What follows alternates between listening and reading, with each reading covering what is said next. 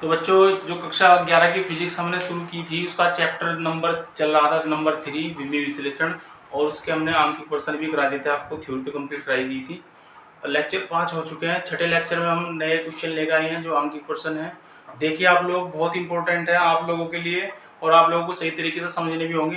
पहला क्वेश्चन जो क्या है, ये दिया है, विमीय विश्लेषण द्वारा सिद्ध कीजिए कि गुरुत्व के अंतर्गत मुक्त रूप से गिरते हुए पिंड द्वारा t समय में चली गई दूरी का समीकरण h बराबर 1/2 GT अशुद्ध है। विमाओं की सहायता से सही समीकरण ज्ञात कीजिए। अब यहाँ आपको क्या ज्ञात करना है, विमीय विश्लेषण के द्वारा हमें सिद्ध करना है कि एक कोई पिंड है वो t समय में गुरुत्व के अंतर्गत ऊपर से नीचे गिर रहा है। ठीक है, तो उसका एक समीकरण दिया हुआ है आप लोगों को, और समीकरण क्या है वो देखिए, आप लोगों के पास में देखिए समीकरण दिया हुआ है h बराबर 1/2 और ये आपके पास GT, ये समीकरण है। और इसे आपको सही समीकरण सिद्ध करना है, क्योंकि इसने पहले ही बोल दिया कि जो समीकरण है आपको अशुद्ध दिया हुआ है, ये गलत है समीकरण। ठीक है, तो देख लीजिए इसे निकाल कैसे सकते हैं। सबसे पहले आपको पता होना चाहिए कि ये क्या चीज है, ये क्या है, h। यहां मैं लिख सकता हूं क्वेश्चन नंबर 1 आपके पास में, यहां मैं क्या लिख सकता हूं, जो वैल्यू इसमें दी हुई है, जितनी भी राशियां इसमें मौजूद है, आपके पास h है, g है और t है, तो इनके सबके नाम आपको पता होने चाहिए। h क्या है, मैं लिख सकता हूं जहां h क्या है, ऊंचाई। ठीक है, और g क्या है आपके पास, गुरुत्वीय त्वरण।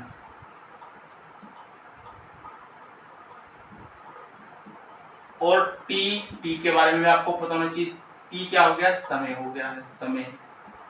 ठीक है, ये वैल्यू आपको दी हुई है और हमें क्या करना है, विमीय विधि से इस समीकरण को सिद्ध करके दिखाना है कि ये समीकरण सत्य है या असत्य है। वैसे तो उसने बोल दिया असत्य है, लेकिन सही समीकरण निकाल दीजिए आप लोग। कैसे निकालेंगे, तो मैंने आपको एक तरीका बताया था कि जब मान लो कोई भौतिक राशि किसी भौतिक राशियों पर निर्भर करती है, भिन्न भिन्न भौतिक राशियों पर निर्भर करती है, तो हम एक रिलेशन निकाल सकते हैं। कैसे निकाल सकते हैं, देखिए आपके पास में ये 1/2 है, इसे आप भूल जाइए, ये नियत वैल्यू है। ठीक है, लेकिन आपके पास में यहाँ g और t बचा हुआ है, इसका मतलब क्या है, h की जो वैल्यू है वो g के मान और t के मान पर डिपेंड करती है। तो हम इसे क्या लिख सकते हैं, h अनुक्रमानुपाती g, और ये इक्वेशन फर्स्ट मान लो, और ऐसे लिख सकते हैं h अनुक्रमानुपाती t, ये इक्वेशन नंबर सेकंड है। दोनों को मर्ज कर दो, क्या लिख सकते हैं, समीकरण फर्स्ट व सेकंड से। समीकरण फर्स्ट और सेकंड के आपके पास में देख लीजिए, दोनों को मर्ज कर दीजिए, तो ये हो जाएगा h अनुक्रमानुपाती g और t। ठीक है, यहां हमारे पास में ये चीजें आ चुकी हैं। अब हमें क्या करना है, एक चीज और काम करना है, h अनुक्रमानुपाती का चिन्ह हटा दो, यहां से बराबर का चिन्ह लेंगे और ये हो जाएगा आपके पास, यहाँ एक नियतांक आएगा k और ये हो जाएगा आपके पास gt। ठीक है, लेकिन मैंने यहाँ एक बात बताई थी आप लोगों को कि यदि ऐसी कुछ कंडीशन आ जाए तो जिन वैल्यूओं पर ये निर्भर करता है, इधर की वैल्यू जो भौतिक राशि इन वैल्यू पर निर्भर करती है, तो हमें इनकी घात भी माननी होती है। ठीक है, तो हम लिख सकते हैं, चाहे तो आप ऊपर भी लिख सकते हो, यहां लिख सकते हो, माना, ये लिख देना, यहां लिख देना तुम इसके बीच में, माना h g की घात a तथा t की घात b पर निर्भर करती है, निर्भर करती है या निर्भर करता है। देखो h ऊंचाई है इसलिए मैंने निर्भर करती है लिखा है, तो यहाँ आपको ये काम जरूर करना होगा, ये जो मैंने ऊपर लिखा है, और इसी आधार पर आप क्या करोगे, ये जो h है ये इज प्रोपोर्शनल है, यहाँ g की घात मैंने क्या लिखा, देखो g की घात a, तो g की घात यहाँ a लिख सकते हैं। उसी हिसाब से t की घात क्या लिखा मैंने, t की घात b। ठीक है भाई, इसे b को सही बना दूं मैं, ये लीजिए, तो t की घात b है तो यहाँ भी b लिख सकते हैं, और यहाँ भी आप क्या लिख सकते हो, a b, और यहाँ भी आपके पास हो जाएगा, थोड़ा सही सा करके लिख देते हैं, a और टी की घात b। अब ये आपके पास इक्वेशन नंबर 3 आई।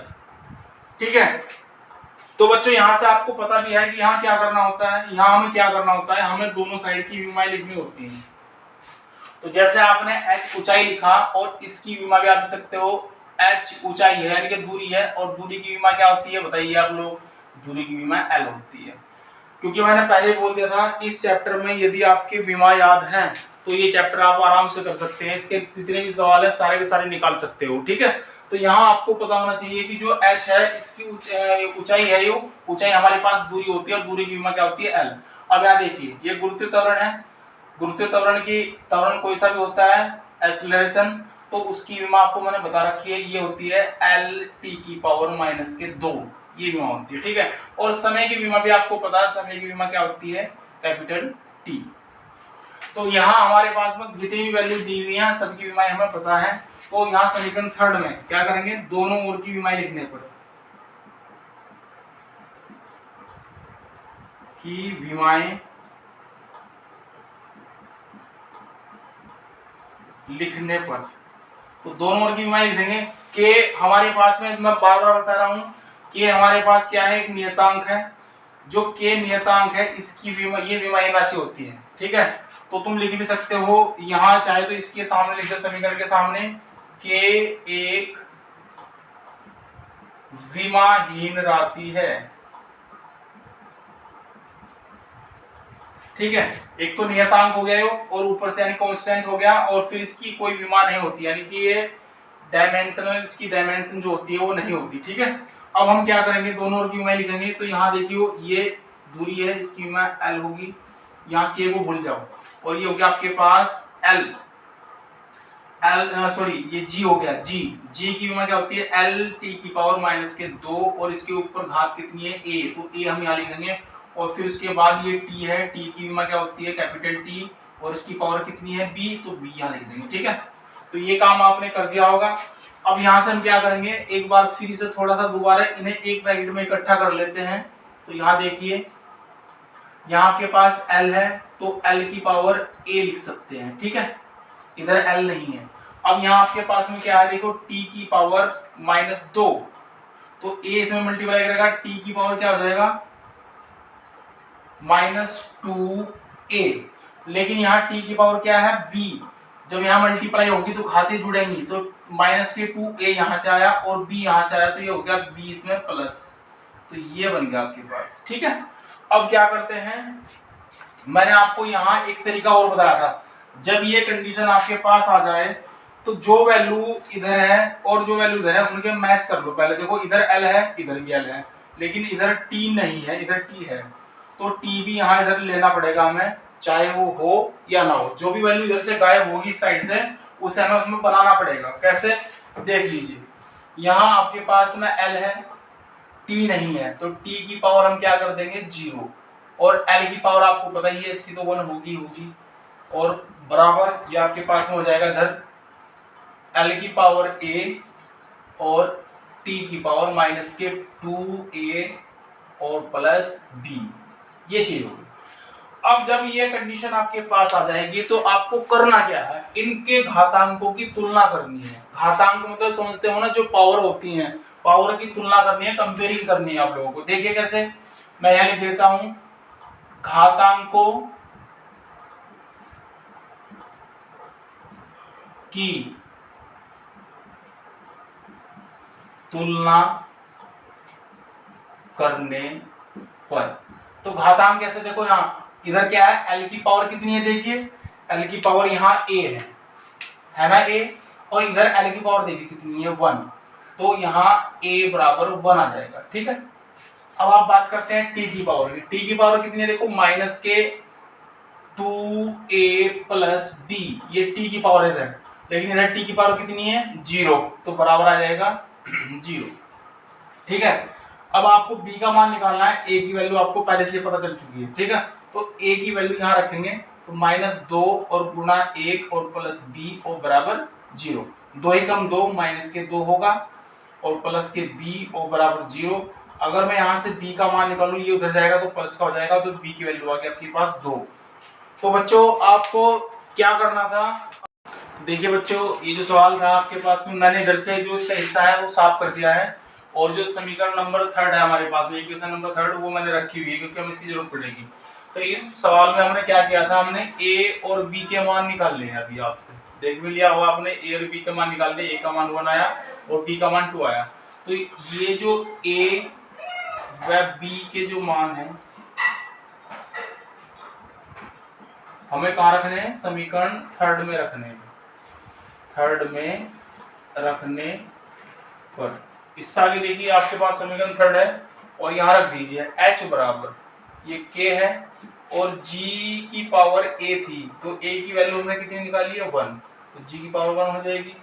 और फिर आपके पास में है t की पावर कितनी थी, देखिए यहाँ b थी और b की वैल्यू हमने कितनी निकाली है 2, तो यहाँ 2 आ जाएगा। अब हम क्या कर सकते हैं, h बराबर k g, 1 घात को हम लिखा नहीं करते और ये लिख सकते हैं t²। और यहाँ से आपको एक चीज करनी है, इस k का मान आपको वही रखना है जो पहले रखा हुआ था, 1/2 था उसमें, देख लो ध्यान से देख लेना, हमने वो हटाया था। तो यहाँ से h बराबर क्या हो जाएगा 1/2 और ये हो जाएगा GT²। लिख भी सकते हैं, यहाँ इधर लिख देना कि k बराबर 1/2 लेने पर। ठीक है, तो ये आपके पास वो समीकरण आई है जो आपको समीकरण सवाल में दी थी। वो आपको दी थी h बराबर 1/2 GT, ये अशुद्ध समीकरण थी आपके पास। ठीक है, और यहाँ हमने क्या किया है, विमाओं का उपयोग करके हमने समीकरण को शुद्ध किया है और सिद्ध भी किया है। ठीक है, ये आ गई। अब नेक्स्ट क्वेश्चन देखते हैं। क्वेश्चन नंबर 2 आपको क्या दिया है, देखिए क्वेश्चन नंबर 2 में दिया है, यदि किसी सरल लोलक का आवर्तकाल कैपिटल T, उसके गोलक के द्रव्यमान m, धागे की लंबाई L तथा गुरुत्व त्वरण G पर निर्भर करता है, तो विमेय विधि से क्या करना है आपको, आवर्तकाल का सूत्र है जो वो सिद्ध करना है। ठीक है, ये सवाल वैसे तो मैंने आपको जब विमाओं के उपयोग कराए थे उसमें जो विमाओं का जो पहला उपयोग था उसमें मैंने आपको एग्जाम्पल के तौर पर करा भी रखा है, लेकिन आज फिर दोबारा करा देता हूँ मैं, कोई दिक्कत की बात नहीं है। तो सबसे पहला आपको क्या काम करना है, जो सरल लोलक का आवर्तकाल है T, वो कुछ बातों पर निर्भर कर रहा है। 2-3 आपके पास राशियां हैं जिनके ऊपर वो निर्भर करता है। एक तो गोलक जो हमने बताया था आपको, सरल लोलक का मैंने आपको बताया था, यदि हम किसी दृढ़ आधार से, जैसे मान लो छत में हुक लगा हुआ है, उस पर एक रस्सी बांध दें तो वो रस्सी ऐसे लटक जाएगी, और फिर उसके नीचे कोई वजनदार चीज लटका दे जैसे कोई बॉल वगैरह, तो ये जो पूरा सिस्टम बना है, निकाय बना है, इसे हम बोलते हैं सरल लोलक। और जैसे हम इसे इसकी साम्य स्थिति, यहाँ ये जो बीच की बद्दे की स्थिति जहाँ से हिलडुल नहीं रहा है, ये इसकी साम्य स्थिति होती है। और यहाँ से जब हम इसे इधर से इधर साइड में छोड़ लेके जाएंगे फिर छोड़ देंगे तो ये ऐसे दोलन करना शुरू कर देगा, तो ये इसकी दोलन गति होगी। और एक दोलन पूरा करने में जो समय लेता है उस समय को हम बोलते हैं आवर्तकाल। तो ये सरल लोलक हो गया जो मैंने आपको बताया सिस्टम। और इसमें जो एक सरल लोलक का जो यानी कि एक दोलन पूरा होगा और उसमें जो समय लगेगा उसे हम दोलन काल कहते हैं। तो दोलन काल का हमें क्या निकालना है, फॉर्मूला सिद्ध करना है विमीय विश्लेषण के द्वारा। ठीक है, तो अब देखिए सबसे पहला आपको पता होना चाहिए कि इसने दिया क्या है। क्वेश्चन नंबर 2 आपके पास में है,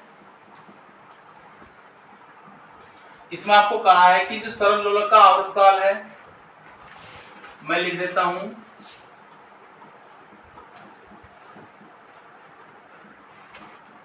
का आवर्तकाल, काल कैपिटल T है, ये निर्भर कर रहा है किस पे, थोड़ा सा मैं लिख देता हूं, निर्भर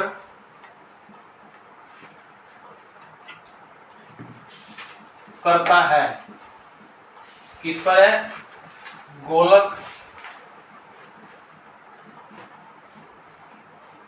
के द्रव्यमान,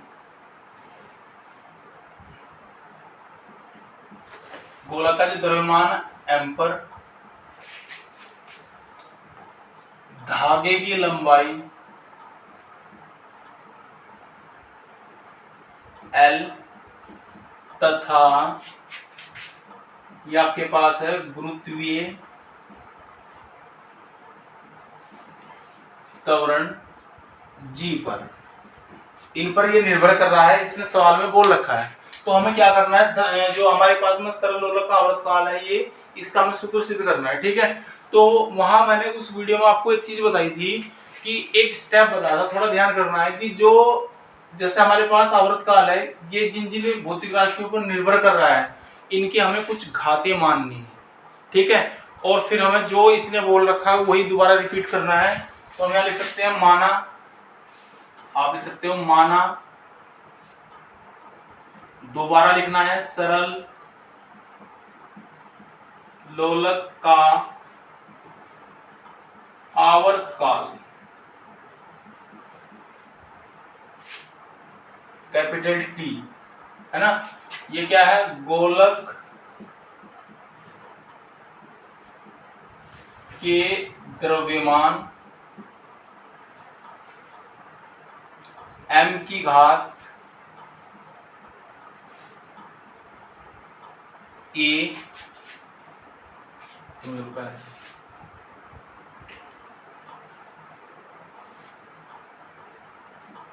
धागे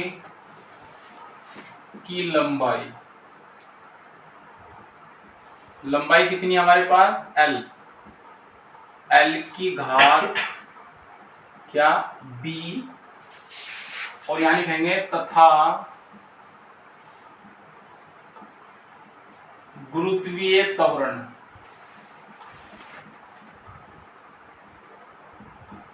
g की घात c पर निर्भर करता है। ये चीज लिखनी है। ये तो मैंने आपको, देखो ये तो सवाल में दिया हुआ था, ये जो ऊपर लिखा है मैंने यहाँ, लेकिन आपको क्या करना है, ये स्टेप अगर आप चाहो तो यहाँ से भी शुरू कर सकते हैं सवाल को, ठीक है।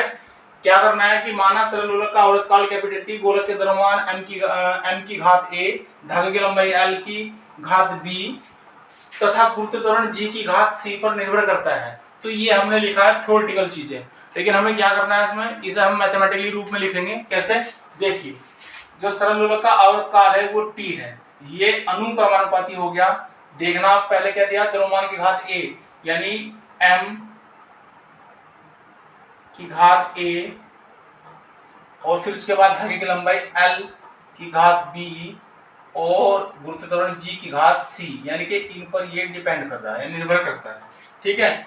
अभी आपको पता भी है स्टेप, जब हम ये अनुक्रमानुपाती का चिन्ह हटाएंगे यानी इज प्रोपोर्शनल का चिन्ह हटेगा यहाँ से, तो ये जब ये साइन हटता है तो यहाँ बराबर का चिन्ह आता है यानी साइन आता है, और उसके बाद हम कोई ना कोई एक नियतांक लेते हैं यानी कांस्टेंट आएगा, वो हमने k मान लिया, और ये झोंका तो लिख दो a, और ये झुका तो, और ये झुका, ये इक्वेशन आपके पास फर्स्ट होगी, ठीक है। अब सबसे मेन चीज जो इसमें है, मैंने आपको बार बार बोला था बच्चों कि आप लोगों को क्या करना है, अगर आपको कोई भौतिक राशियां दे रखी हैं तो आपको उनकी विमा पता होनी चाहिए।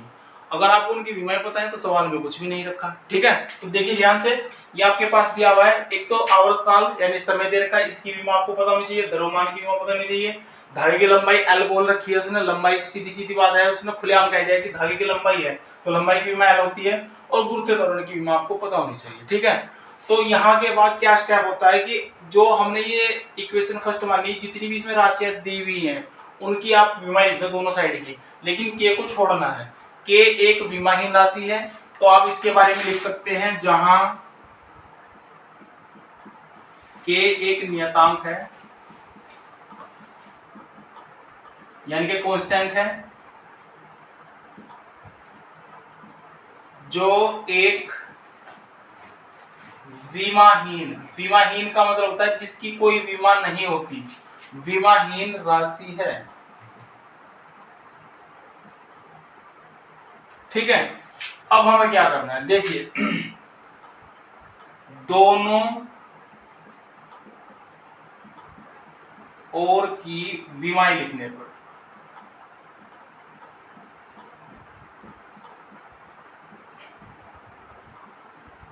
तो हमारे पास जो समीकरण है ये इक्वेशन फर्स्ट है, इसमें हमें दोनों ओर की विमा लिखनी। इधर क्या है t, तो यहाँ आपको पता होना चाहिए, चाहे तो आप क्या कर सकते हो अपनी नॉलेज के लिए आप इन्हें पहले लिख भी सकते हो, सबके नाम लिख के, आवर्तकाल, फिर क्या है द्रव्यमान, लंबाई, गुरुत्वीय त्वरण, इनकी विमा अलग अलग करके मेंशन कर सकते हो।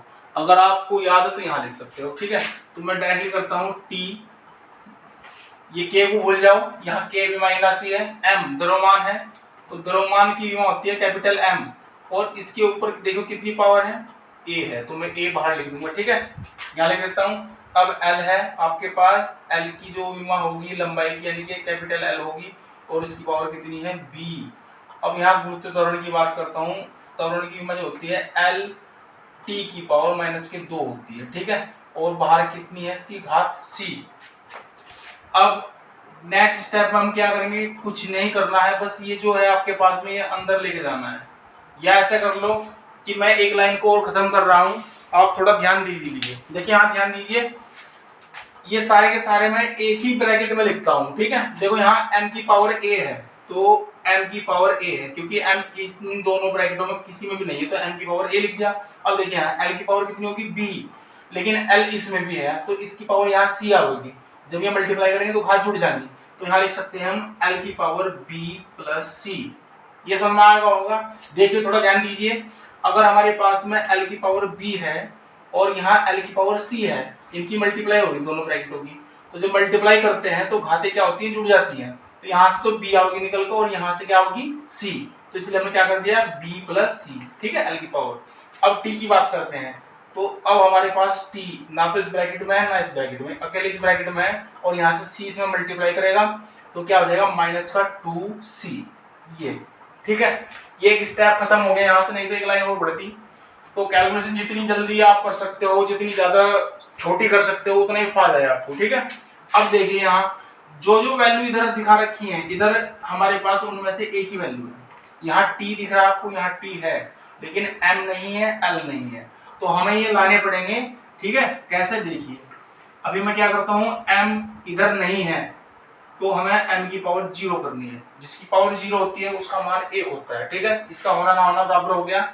ऐसे ही हमें क्या करना है, l नहीं है तो l के ऊपर भी ऐसे ही l की पावर 0 करना है, और t हमारे पास है यहाँ, और इधर जो का तुम जैसे जो लिखा हुआ है l m की पावर a, l की पावर b प्लस c और t की पावर माइनस के 2c, ठीक है, ये हो गया। अब ये चीज हो गया आपके पास। बस अब करना क्या है, इससे पहले मैंने आपको जो सवाल कराया था उस क्वेश्चन में भी ऐसे ही दिया हुआ था, यहाँ तक हम स्टेप लेके आए थे और फिर हमने क्या करा था, घातांकों की तुलना की थी। तो यहाँ हमें घातांकों की तुलना करनी है, ठीक है, तो लिख देते हैं यहाँ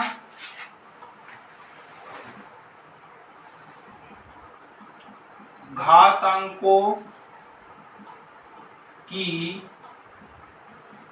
तुलना करने पर, ठीक है, घातांकों की तुलना करते हैं। देखिए कैसे होगी घातांकों की तुलना।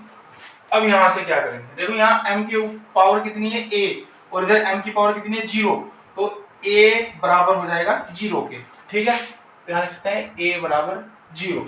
अब देखिए l की पावर कितनी है b प्लस c, यहाँ l की पावर कितनी है 0, तो b प्लस c बराबर कितना आ जाएगा 0 के, ठीक है, तो ये लिख सकते हैं हम यहाँ b प्लस c और बराबर हो जाएगा 0। अब इसके बाद देखिए यहाँ t की पावर कितनी है माइनस के 2c, और यहाँ कितनी है, जिसके ऊपर कोई घात नहीं होती उसके ऊपर एक घात मानी जाती है, ये आपको पता होगा, ठीक है। तो अब हम लिख सकते हैं यानी कि माइनस के 2c और बराबर 1, यहाँ से c का मान निकाल दो, ये 2 यहाँ माइनस का मल्टीप्लाई कर रहा है c में, इधर जाएगा तो डिवाइड करेगा, तो ये लिख सकते हैं हम 1/2 यानी माइनस का, ठीक है। अब हमारे पास c की वैल्यू आ चुकी है। अब जब c की वैल्यू आ चुकी है तो हम b की भी निकाल सकते हैं, ये c की वैल्यू यहाँ रख दो, तो अब ये हो जाएगा हमारे पास 1/2 और बराबर 0, यानी कि b बराबर आपके पास आ जाएगा, ये उधर जाकर प्लस, क्योंकि इधर माइनस है, जब ये उधर जाएगा तो क्या हो जाएगा प्लस का 1/2। अब हमारे पास में क्या हुआ, हमने a की भी वैल्यू निकाल ली, हमने b की भी वैल्यू निकाल ली और हमारे पास c की वैल्यू भी है। अब वही स्टेप है, जो a b c की वैल्यू है समीकरण फर्स्ट में रख दो आप, जो आपने समीकरण फर्स्ट में a b c की पावर मान ली थी, ठीक है। तो यहाँ लिख सकते हैं a b c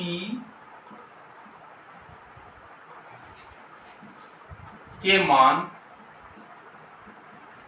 समीकरण फर्स्ट में रखने पर, देखिए समीकरण फर्स्ट में रखता हूं, यहाँ हो गया आपके पास t बराबर, ये k है, k को जो का तुम ले लो, ऐसे ही m की पावर कितनी होगी 0, देखो a का मान कितना निकाला आपने 0, यहाँ m की पावर कितनी है a, इसका मान हो जाएगा 0, ये लो जी। उसके बाद l है आपके पास छोटा l की पावर कितनी है b की वैल्यू आपने 1/2 निकाली है तो 1/2 यहाँ इसकी पावर आ जाएगी, उसके बाद g की पावर c है और c की वैल्यू आपने निकाली माइनस का 1/2, तो यहाँ g की वैल्यू हो जाएगी मतलब इसकी पावर हो जाएगी माइनस का 1/2।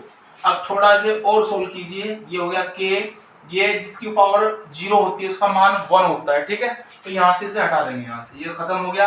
और ये l की पावर 1/2 है लेकिन g की पावर माइनस के 1/2 है, यदि मैं इसे अपोन में लेके जाऊं तो ये प्लस की हो जाएगी घात, तो यहाँ क्या कंडीशन बन जाएगी l की पावर 1/2 और नीचे जाके g की पावर 1/2, क्योंकि ये माइनस की मल्टीप्लाई में है, जब डिवाइड में जाएगी तो ये पावर क्या हो जाएगी प्लस की हो जाएगी, ठीक है।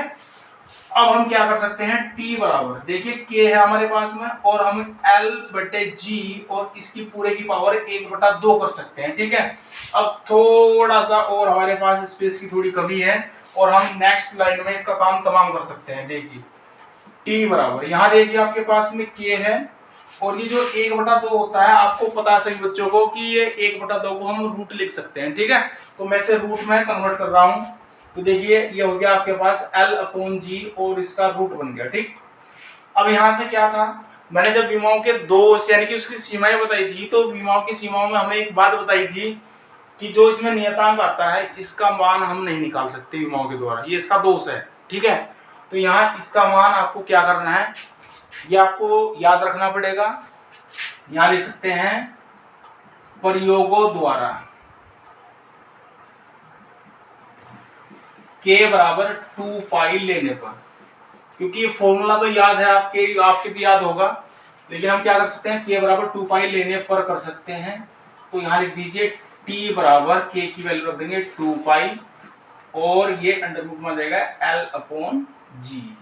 तो ये आपके पास वो फॉर्मूला है सरल दोलक के आवर्त काल का, जिसे हमने विमाओं के द्वारा यानी विमाओं का उपयोग करने के बाद हमने उसको सिद्ध कर दिया है, ठीक है। तो आशा करता हूँ कि आपके समझ में ये क्वेश्चन आया होगा। नेक्स्ट क्वेश्चन देखते हैं, सवाल नंबर 3 में देखिए क्या दिया है, किसी माध्यम में ध्वनि की चाल v, माध्यम की प्रत्यास्थता e तथा घनत्व d पर निर्भर करती है, विमेय विधि से माध्यम में ध्वनि की चाल का सूत्र स्थापित कीजिए। तो यानी कि आप लोगों को ध्यान रखना है कि कोई माध्यम है और उसमें ध्वनि की चाल v है और वो दो राशियों पर डिपेंड करती है, निर्भर करती है। एक तो आपके पास में दिया है प्रत्यास्थता e और दूसरा क्या दिया है तथा घनत्व d पर निर्भर करती है। तो क्वेश्चन नंबर 3 लिखता हूं मैं यहाँ, ठीक है, देख लीजिए इसे भी। तो मैं डायरेक्टली करूंगा, यहाँ देखो आपको मैं थोड़ा सा रिलेशन बता रहा है कि जो ध्वनि की चाल v है, v ध्वनि की चाल है आपके पास v, वो निर्भर करती है किस किस पर निर्भर कर रही है, प्रत्यास्था e पर और घनत्व d पर, इन पर निर्भर कर रही। ये तो मैंने थोड़ा सा सवाल को वहां से तो मुझे दोबारा देखना ना पड़े, नोट कर लिया मैंने, ठीक है।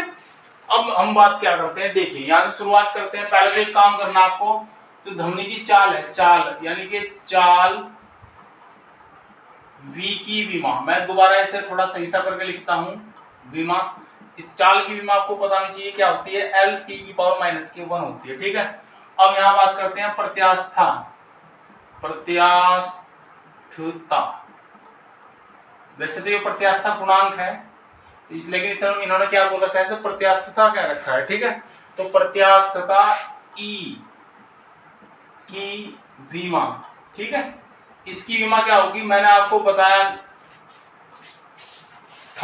था मैंने पहली वीडियो में, लेकिन अगर आप लोग ध्यान देंगे तो मैं आपको बता देता हूं अभी। एक तो दाब, एक आपके पास प्रतिबल और एक प्रत्यास्था गुणांक। प्रत्यास्था गुणांक कोई सा भी हो सकता है, यंग प्रत्यास्था गुणांक हो सकता है और आयतन प्रत्यास्था गुणांक हो सकता है, श्यानता गुणांक भी हो सकता है। तो ये सारे के सारे क्या होते हैं, ये सारे क्या होंगे, ये सारे के सारे एक ही विमा को शो करेंगे और इनके मात्रक भी सेम ही होंगे, ठीक है। तो विमा क्या होती है, दाब की विमा भी वही होती है जो दाब की विमा मैंने आपको बता रखी है, m l की पावर -1 और t की पावर -2, ये इसकी विमा होगी, ठीक है। अब बात करते हैं घनत्व, घनत्व की विमा, इसकी विमा भी आपको याद होनी चाहिए। देखो बच्चों, मैंने आपको बताया था कि अगर आपके पास किसी भी भौतिक राशि का फॉर्मूला पता हो तो आप किसी भी भौतिक राशि की विमा लिख सकते हो, ठीक है, निकाल सकते हो या लिख सकते हो, लेकिन पहले उसका फॉर्मूला पता होना चाहिए, ठीक है। तो देखिए घनत्व की बात करते हैं। घनत्व क्या होता है, घनत्व का फॉर्मूला होता है द्रव्यमान और बटे में क्या होता है आयतन, ये फॉर्मूला होता है।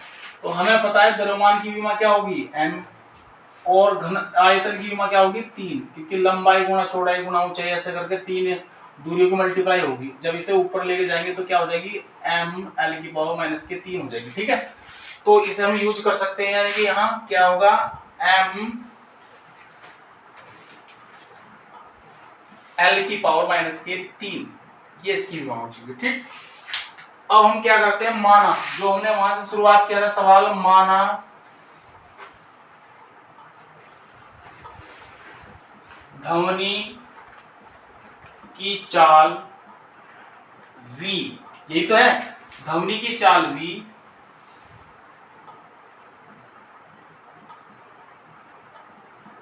प्रत्यास्थता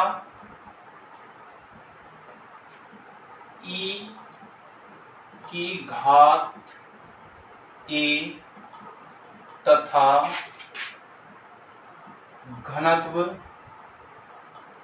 d की घात b पर क्या करती है, निर्भर करती है। ये काम करना है आपको, निर्भर करती है। तो इसे हम क्या करेंगे, यानी कि एक समीकरण के रूप में लिख सकते हैं, यानी v इज प्रोपोर्शनल किसके, e की पावर a और d की पावर क्या हो गया b होगा। अब यहां से वही प्रोसीजर जो पिछले सवाल में किया था, बराबर का चिन्ह लेंगे इक्वल टू, और यहाँ क्या हो जाएगा एक नियतांक आएगा। ठीक है, और यहाँ से हम क्या कर सकते हैं e a और d की पावर b, ये क्वेश्चन आपके पास फर्स्ट है। यहाँ लिख देंगे दोनों ओर की विमाएं लिखने पर, की विमाएं लिखने पर, दोनों ओर की विमाएं लिख दो। ठीक है, इधर क्या है आपके पास l t की पावर माइनस के 1 है, और यहाँ इसे k को छोड़ देना, क्योंकि मैंने आपको पिछले सवाल में बताया था k एक विमाहीन राशि है, बाद में इसकी वैल्यू रख लेंगे, कुछ भी जो भी देखे जाएगा प्रयोग के आधार पर। तो यहाँ क्या होगा e क्या था आपके पास, e की मैंने लिखवाई आपको, देखिए है कि हो जाएगी m l की पावर माइनस 1 t की पावर माइनस के 2। ठीक है, और यहाँ जो इसकी विमा तो मैंने लिख दी, इसकी पावर a है, तो यहाँ मुझे a लिखना पड़ेगा। फिर उसके बाद देखिए इसकी मल्टीप्लाई में क्या है d घनत्व है, घनत्व की विमा क्या थी m l की पावर माइनस के 3 है, और उसकी पावर कितनी हो जाएगी b। तो यहाँ से फिर आगे सोल्व करिए, थोड़ा सा क्या करना है, इन्हें दोनों को एक ब्रैकेट में कर लो। ठीक है, तो देखिए यहाँ m की पावर a भी है और यहाँ m की पावर b भी है, तो हम इसे लिख सकते हैं m की पावर a प्लस b।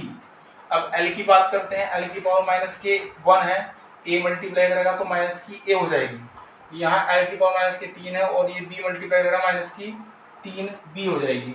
तो हम लिख सकते हैं l की पावर माइनस a और माइनस के 3b। ये थोड़ा ध्यान से समझना है।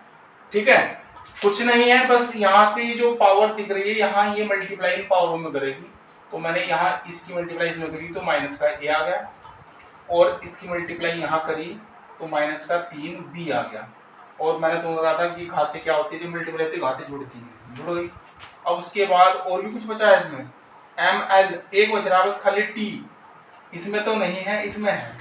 तो यहाँ हम क्या कर सकते हैं, t की पावर देखो a मल्टीप्लाई करेगा माइनस के 2a, ये हो गया। ठीक है, अब इस स्टेप के बाद आपको पता है बच्चों हमें क्या करना होता है, जो वैल्यू इधर दे रखी है, जो आपके पास विमाएं हैं और जो इधर नहीं है वो हमें लानी पड़ती है। ठीक है, और उसके ऊपर क्या लिखते हैं हम 0, यानी उसकी पावर हमें 0 बनानी पड़ती है। देखो m इधर है, इधर नहीं है, तो m की पावर क्या करनी पड़ेगी 0, l t की पावर माइनस के 1, और बराबर इधर लिख सकते हैं हम m a plus b l minus a minus 3b और t की पावर माइनस के 2a। हो गया इतना काम। अब घातांकों की तुलना करनी है, घातांकों की तुलना करने पर, घातांकों की तुलना कर दो भाई, तो तुलना कैसे होगी देख लीजिए आप लोग। ठीक है, यहां से देखो a प्लस बी, यानी m की पावर a प्लस बी है, इधर कितनी है 0, तो यहाँ लिख सकते हैं a प्लस बी बराबर 0। उसके बाद देखिए यहाँ l की पावर माइनस के a माइनस 3b, और इधर क्या है l की पावर 1 मानी जाएगी इधर, तो यहाँ लिख सकते हैं हम माइनस a माइनस 3b और बराबर माइनस के 1। l की पावर थी ना, नहीं प्लस के 1 ही है, यहाँ प्लस 1 ही आएगी क्योंकि l की पावर यहाँ 1 है। ठीक है, अब इसके बाद t की बात करते हैं। t के ऊपर देखो, t के ऊपर घात कितनी है माइनस के 2a, तो माइनस के 2a हो जाएगा, और इधर t की पावर देखिए कितनी माइनस के 1 है, तो इधर हम माइनस 1 लिख सकते हैं, माइनस से माइनस कैंसिल हो जाएगा और a की जो वैल्यू आएगी 1/2 आएगी। अब जब आपके पास a की वैल्यू 1/2 आ गई तो हम b की वैल्यू भी निकाल सकते हैं यहाँ से। तब हम क्या कर सकते हैं, देखिए ऊपर इसकी वैल्यू रख दो 1/2 और प्लस b कर सकते हैं, बराबर 0 कर सकते हैं, तो यहाँ से b की वैल्यू इधर जाकर माइनस हो जाएगा, 1/2 आ जाएगी। ठीक है, उसके बाद अब हम क्या कर सकते हैं, यहाँ से हमारा काम कंप्लीट हो चुका है। a और b की वैल्यू हमें निकालनी थी, c भी था कहीं, c तो नहीं था ना। ठीक है, a और b की वैल्यू हमारे पास आ चुकी है। अब हमें क्या करना है, देखो यहाँ से अगर हम वैल्यू निकाल लेंगे तो यहाँ से भी वैल्यू निकल सकती है, लेकिन जब हमारे पास दोनों वैल्यू आ चुके हैं तो हमें दूसरी वैल्यू निकालने की जरूरत नहीं है। ठीक है, तो अब हम क्या करेंगे, समीकरण फर्स्ट में a व b की या b के मान रखने पर रख दो मान। समीकरण फर्स्ट हमारे पास ही है, रख दीजिए v बराबर k और e की पावर आपके पास कितनी है, देखिए a है, तो a की वैल्यू आपके पास कितनी है 1/2, तो 1/2 लिख सकते हैं। फिर यहाँ आपके पास d आया, d की पावर कितनी है b, और b की वैल्यू हमने कितनी निकाली है माइनस के 1/2। तो यहाँ से आपको देखिए क्या करना पड़ेगा, यहाँ देखिए v इक्वल टू k, और वही पहले वाला काम, ये d की पावर माइनस के 1/2 है, अगर मैं इसे अपॉन में लेके जाऊंगा तो प्लस की हो जाएगी, तो ये हो जाएगा 1/2 और d की पावर 1/2। यहाँ से v के दोनों की पावर 1/2 है तो e/d लिखेंगे और पूरे की पावर 1/2 कर देंगे। ठीक है, और v के और इस 1/2 को हम क्या लिख सकते हैं, रूट लिख सकते हैं, तो रूट लिख दीजिए, तो यहाँ हो जाएगा e/d। तो ये आपके पास फॉर्मूला आ चुका है, लेकिन प्रयोग द्वारा हम k का मान रखते हैं, हम तो यहाँ लिख सकते हैं प्रयोगों द्वारा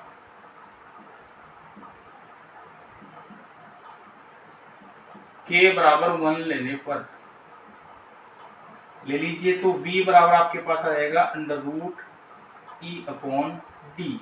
तो ये वो फॉर्मूला है ध्वनि की चाल का, जो हमें सिद्ध करना था विमीय विधि द्वारा, हमने आपको सिद्ध करा दिया है।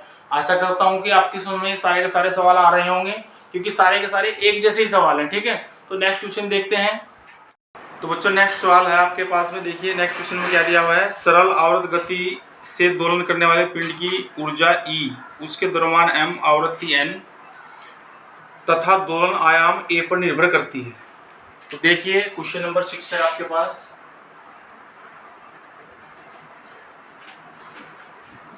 इसमें आपको क्या करना है, विमीय विधि से सिद्ध करना है, और आगे इसमें दिया हुआ भी है कि विमीय विश्लेषण विधि द्वारा सिद्ध कीजिए कि, ये आपके पास में दिया हुआ है E प्रोपोर्शनल आपके पास में है m n² और a², और यहाँ इनके आपको नाम भी दिए हुए हैं कि ये क्या क्या चीजें हैं। देखिए आपके पास कौन कौन सी राशियां दी हुई हैं, जो E है वो ऊर्जा है पिंड की, और आपके पास m द्रव्यमान है, n आवृत्ति है और a आयाम है। ठीक है, तो सबसे पहले आप लोगों को इनकी विमाएं पता होनी चाहिए। देखिए जो ऊर्जा E है इसकी विमा, एनर्जी की विमा आपको पता है कितनी होती है, ml² (10⁻²).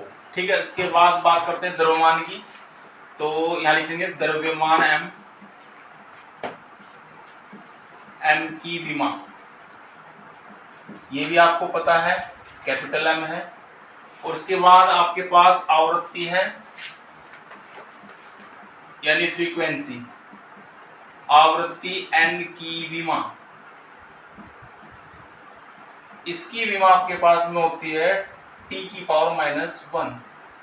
क्योंकि आपको पता भी है कि जो आवृत्ति होती है आवर्त काल की उल्टे को कहते हैं, यानी विपरीत क्रम होता है। ठीक है, अब हमारे पास में वैल्यू और बची है, आपके पास है आयाम। तो यहां लिखेंगे आयाम ए की विमा। आयाम एक प्रकार की दूरी होती है, ठीक है, तो उसकी जो विमा होगी, दूरी की विमा आपको पता है क्या होगा, एल। अब हमारे पास में सारी वैल्यू जितनी भी हमें दी हुई हैं उनकी सबकी विमा हमें पता है। अब हमें करना क्या है, विमीय विधि से हमें क्या करना है, ये आपके पास में जो फॉर्मूला दिया हुआ है ये हमें सिद्ध करना है। तो यहाँ हमने तुम्हें एक बात बताई थी कि जो एनर्जी है इसके बारे में कुछ लिखना पड़ेगा, माना ऊर्जा ई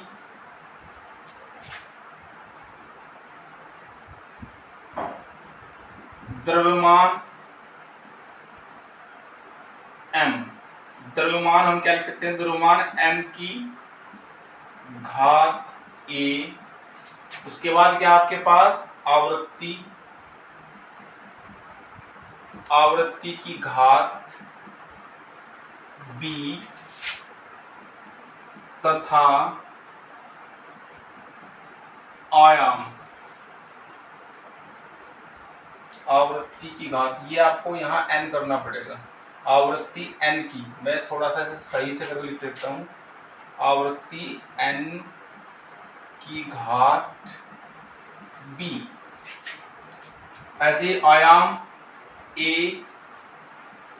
की घात c पर निर्भर करता है। ये लिखना है आप लोगों को, निर्भर करता है, वो अपने आप आ जाएगी। जो घातें इसमें दी हुई हैं ये तो हमें ये समझ लीजिए एक प्रकार से आंसर दिया हुआ है, और हम क्या कर सकते हैं, इसे आंसर को ही लेकर आना है तो अपने आप निकल के आएगा। देखिए, तो जैसे हमने ये लिखा है, आपके पास स्टेटमेंट दिया हुआ है, इसमें हमें क्या करना है, जो भी वैल्यू हमने लिखी है उसी हिसाब से गणितीय रूप में लिख दीजिए।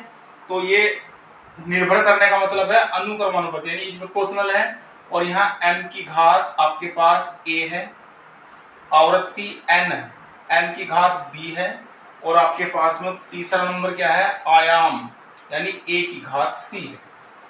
ठीक है, फिर आपको ये भी पता है कि भाई अगर आप चाहो तो यहाँ नियतांक ले सकते हो, नियतांक नहीं लेना क्योंकि हमें वहाँ अनुक्रमानुपाती का चिन्ह दिया हुआ है, तो इसलिए हम इसे यहाँ बराबर नहीं करेंगे। तो आप इसे ऐसे ही छोड़ दो, और यहाँ क्या करना है, या ऐसा करो दोनों ओर की विमाएं लिख दो, बस थोड़ा जल्दी हो जाएगा। दोनों ओर की विमाएं लिखने पर देखो, एनर्जी की आपको विमा मैंने लिखवा दी, ऊपर सारी विमाएं लिखी हुई हैं, ml² t की पावर माइनस के 2 है, और ये चिन्ह सेम रहेगा। यहाँ हो जाएगा m की विमा m है और इसकी पावर a, n क्या हमारे पास आवृत्ति है, इसकी विमा क्या आपके पास t की पावर माइनस 1 और इसकी घात b है। और यहाँ जो आपके पास आयाम है, आयाम इसकी विमा l है और इसकी घात c। तो इधर आप क्या करोगे, ml² t की पावर माइनस 2 सेम रहेगा, और यहाँ क्या करना है आपको, जितने भी ये ब्रैकेट दिए हुए हैं सारी वैल्यू जितनी भी विमाएं दी हुई हैं एक ही ब्रैकेट में इकट्ठी कर लो। तो ये हो जाएगा आपके पास, देखिए m इसमें अकेला है, इसमें भी कोई नहीं है, तो यहाँ क्या करोगे m की पावर a कर दोगे, और यहाँ देखिए t की पावर ये b यहाँ मल्टीप्लाई करेगा तो माइनस के b हो जाएगा, और यहाँ ये आपके पास l है और l की पावर हो जाएगा c। अभी आपको देखना है कि मैंने आपको पहले सवालों में बता रखा है कि अगर विमाएं कोई सी गायब हो रखी हो इधर साइड से तो हम उन्हें लेके आ जाते हैं, यानी कि उनके ऊपर 0 पावर लगा के उन्हें यहाँ एकदम से क्या कर सकते हैं, सेट कर सकते हैं। लेकिन यहाँ पे हमें सारी विमाएं दी हुई हैं तो टेंशन की कोई बात नहीं है, बस अभी आपको क्या करना है, घातांकों की तुलना करनी है।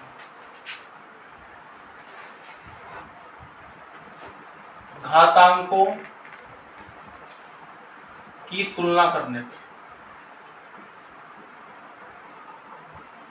अभी आपके पास में घातांक है, इनकी तुलना करनी है। देखिए यहाँ m की पावर कितनी है, a, इधर m की पावर कितनी है, जिसके ऊपर कोई पावर नहीं होती उसके ऊपर 1 मानी जाती है, तो यहाँ होगा a बराबर 1। इसके बाद देखिए t की पावर कितनी है, माइनस b, और यहाँ t की पावर देखिए कितनी है आपके पास में, माइनस 2 है, तो यहाँ माइनस b है और इधर है माइनस 2, माइनस माइनस कट जाएगा और b का जो वैल्यू आएगी आपके पास 2 आएगी। ठीक है, इसके बाद देखिए आपके पास L है, L की पावर कितनी है C, इधर L की पावर 2 है, तो यहाँ लिख सकते हैं C बराबर 2। ठीक है, अब ये जो आपने यहाँ इक्वेशन लिखी थी इसे इक्वेशन फर्स्ट मान लेना आप, क्योंकि अभी जो स्टेप आने वाला है हमने A B C के मान निकाल लिए हैं, और A B C के जो मान होते हैं मैंने आपको बता रखा है कि इक्वेशन जो फर्स्ट है हमारे पास में उसमें हमें इन्हें पुट करना होता है। ठीक है, तो देखिए आपके पास में क्या होगा, समीकरण फर्स्ट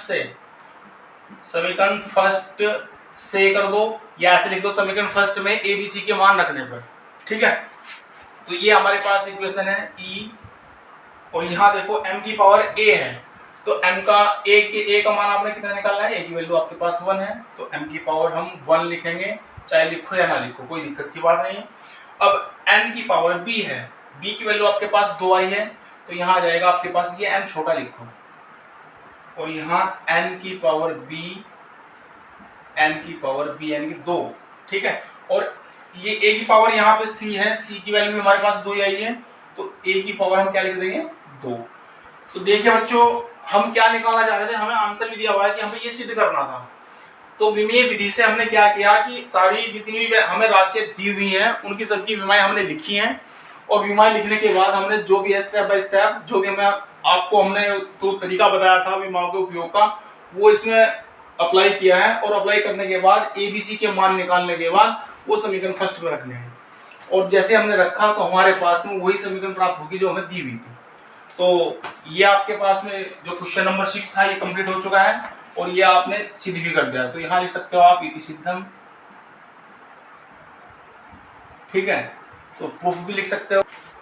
अब ये क्वेश्चन मैं सामने से हट जाता हूँ, तो देखिए आप लोगों को ये क्वेश्चन या तो पोज करके आपको ये उतारना है, या फिर उसके बाद वीडियो को आप रिवर्स करके देख सकते हैं। ठीक है, तो नेक्स्ट क्वेश्चन देखिए क्वेश्चन नंबर 7। क्वेश्चन नंबर 7 में दिया हुआ है बच्चों, किसी बूंद के पृष्ठ तनाव के कारण आवर्तकाल T, उसके घनत्व D, त्रिज्या R, पृष्ठ तनाव S पर निर्भर करता है। विमीय विधि से आवर्तकाल के लिए व्यंजक ज्ञात करना है, यानी कि जो आवर्तकाल है, और आपको पता है आवर्तकाल को कैपिटल T से डिनोट करते हैं, तो हमें आवर्तकाल का ही फॉर्मूला निकालना है इसमें। ठीक है भाई, तो क्वेश्चन नंबर आपके पास 7 है, और देखिए इसमें दिया हुआ क्या है कि जो आपके पास आवर्तकाल T है, ये मैं थोड़ा सा सवाल का आइडिया देकर आपको दिखा रहा हूँ कि जो आवर्तकाल है वो किन किन बातों पर निर्भर कर रहा है। घनत्व D, यानी ये अनुक्रमण है, घनत्व D, त्रिज्या R और पृष्ठ तनाव S। ये आपके पास 3 वैल्यू हैं जिन पर ये डिपेंड कर रहा है। ये मैंने उनकी बातें लिख ली हैं कि भाई किस किस चीज़ों पर डिपेंड कर रहा है, तो अभी आप इसे शब्दों में लिखेंगे माना, या ऐसा कर लो पहले कि आप विमाएं लिख लो। आपके पास आवर्तकाल है,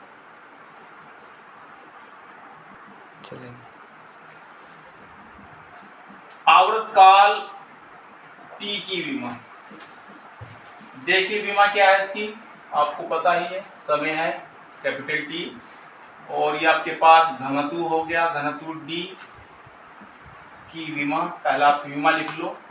और मैंने आपको बताया था कि बिना विमाओं के जाने आपके सवाल नहीं होंगे, तो विमाओं का ज्ञान आपको होना चाहिए। तो यहाँ आपके पास जो घनत्व होता है, घनत्व का फॉर्मूला होता है द्रव्यमान बटे आयतन, तो द्रव्यमान की विमा m, आयतन की विमा L की पावर 3, जब ये ऊपर जाएगी तो माइनस की 3 हो जाएगी, तो ये हो जाएगी इसकी विमा m L की पावर माइनस के 3। ठीक है, इसके बाद आपके पास त्रिज्या है R की विमा, त्रिज्या एक प्रकार की दूरी है, दूरी की विमा आपको पता है L होती है। ठीक है, अब आपके पास आ गया है S, यानी पृष्ठ तनाव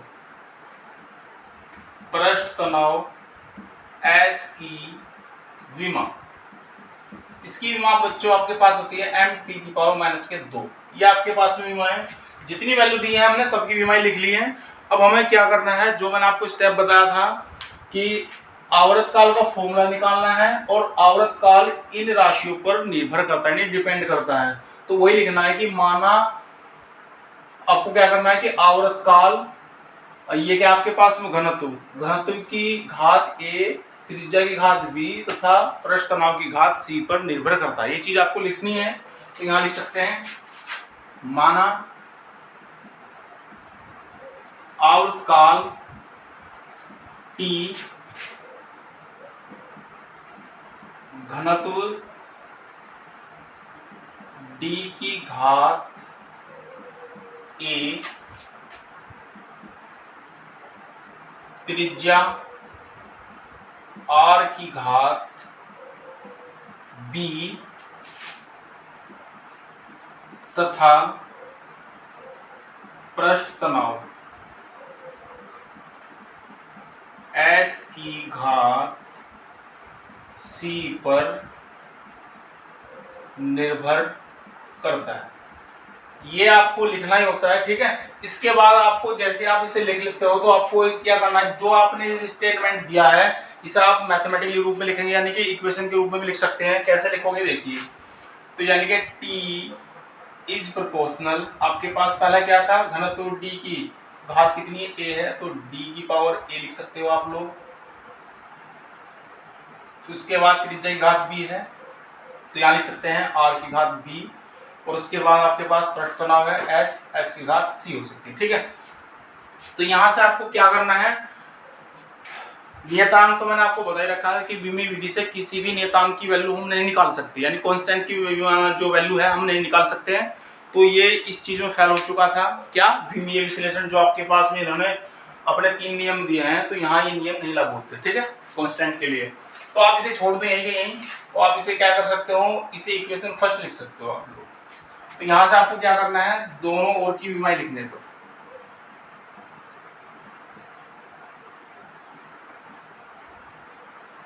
विमाएं लिखने पर, तो दोनों ओर की विमाएं लिख दो। इसकी विमा तो यही रहेगी t, और यहाँ आपके पास घनत्व की विमा क्या लिख पाई थी मैंने आपको, देखो m l की पावर -3, ये हो जाएगा m l की पावर -3 और इसकी पावर a हो जाएगी, क्योंकि यहाँ a लिखा हुआ है। त्रिज्या की विमा क्या थी, l थी, और इसकी पावर b हो जाएगी। और यहाँ आपके पास जो पृष्ठ तनाव है उसकी विमा थी m t की पावर -2, तो यहाँ लिखेंगे m t की पावर -2 और इसकी पावर c लिख देंगे, ठीक है। तो ये हो जाएगा आपके पास में, दोबारा फिर लिख दो से। और ये आपको क्या करना है, मैं इन्हें सारों को एक ही ब्रैकेट में लिख रहा हूँ। आशा करता हूँ कि अभी आप लोगों ने जितने सवाल मैंने आपको कराए हैं तो सारे के सारे एक जैसे ही हैं। बस अब क्या करना है, थोड़ा सा अब शॉर्टकट मारना है, ठीक है। तो यहाँ से जितने भी आपको ब्रैकेट दिए हुए हैं 3, इन ब्रैकेटों का एक ही ब्रैकेट कर लो। तो कैसे करेंगे देखिए, इसमें m है, m की पावर a है, इसमें m है, इसमें नहीं है, m की पावर c है, तो यहाँ हम लिख सकते हैं m की पावर a प्लस c, ठीक है। उसके बाद ml ले लो, तो l इसमें है, तो यहाँ आपके पास क्या हो जाएगा l, और यहाँ a 3 में मल्टीप्लाई करेगा तो -3a हो जाएगा, और l के पास b भी है तो यहाँ प्लस b हो जाएगा, ठीक है। उसके बाद आप देखिए हमारे पास t बचा है, t अकेला है, इन ब्रैकेटों में नहीं है, तो यहाँ c इसमें मल्टीप्लाई करेगा -2 में, तो हो जाएगा t की पावर -2c, ये चीज होगी, ठीक है। अभी मैंने पिछले सवाल में थोड़ी सी बात बताई थी आप लोगों को कि जो वैल्यू इधर होती है वो वैल्यू इधर भी होनी चाहिए, क्योंकि कंपेयरिंग तो हम तभी करेंगे उनकी घातों की। तो यहाँ देखो हमारे पास में t तो है, t इधर भी है, लेकिन ml नहीं है, तो ml हमें यहाँ इधर लाना पड़ेगा। तो हम क्या करेंगे, m की पावर 0 कर देंगे, l की पावर भी 0 कर देंगे, और t की पावर तो 1 है, ये आपको पता ही है, एक को लिखो या ना लिखो कोई दिक्कत की बात नहीं है। और इधर आप जो का तो जैसे आपको दिया हुआ है a प्लस सी l की पावर -3a प्लस b और t की पावर -2c, ये आपने लिख दिया है। बस आपको क्या करना है, घातांकों की तुलना करने पर ये लिखना है, घातांकों की तुलना करने पर कर दीजिए तुलना। तो यहाँ देखिए आपके पास में, इधर देखिए यहाँ m की पावर a प्लस सी है, इधर m की पावर कितनी है 0, तो यहाँ हम लिख सकते हैं a प्लस सी बराबर 0, ठीक है। उसके बाद देखिए l की पावर कितनी है -3a प्लस b, और ये l की पावर इधर और इधर l की पावर 0 है, ये भी बराबर इसके हो जाएगा 0 के। उसके बाद देखिए t की पावर -2c है, इधर 1 है, ये हो जाएगा -2c और बराबर 1, ठीक है। तो यहाँ से c की अगर हम वैल्यू निकालना है तो इस c की वैल्यू 1/2 आएगी माइनस की, ठीक है। तो अब ये c की वैल्यू हमें प्राप्त हो चुकी है, तो यहाँ c की वैल्यू हम इस समीकरण में रख सकते हैं। यहाँ से हम क्या कर सकते हैं, a की वैल्यू को फाइंड कर सकते हैं, तो लिख ही लीजिए वहां। तो कैसे लिखेंगे, देखिए आपके पास में ये हो जाएगा a और ये हो जाएगा आपके पास माइनस का 1/2 और बराबर 0। तो a की वैल्यू आपके पास आई 1/2 यानी कि 1/2 प्लस की। अब आपके पास a की वैल्यू आ चुकी है, c की वैल्यू आ चुकी है और यहाँ से आप b की वैल्यू भी निकाल सकते हैं। तो देखिए ऊपर क्या करेंगे हम, ये जो ऊपर वाली इक्वेशन दी हुई है हमें, इसमें हम क्या करेंगे 1/2 रख सकते हैं a की जगह। तो ये हो जाएगा -3 1/2 प्लस b बराबर 0, माइनस का 3/2 प्लस b बराबर 0 और यहाँ से b बराबर आ जाएगा 3/2। अब आपके पास a b c तीनों की वैल्यू आ चुकी है और इसमें यानी कि ये वैल्यू निकालने के बाद आपको क्या करना होता है, आपके पास में जो a b c की वैल्यू आई है वो आपको इक्वेशन फर्स्ट में रखनी होती है। ठीक है, इक्वेशन फर्स्ट हमारे पास में आ चुकी है, देखिए।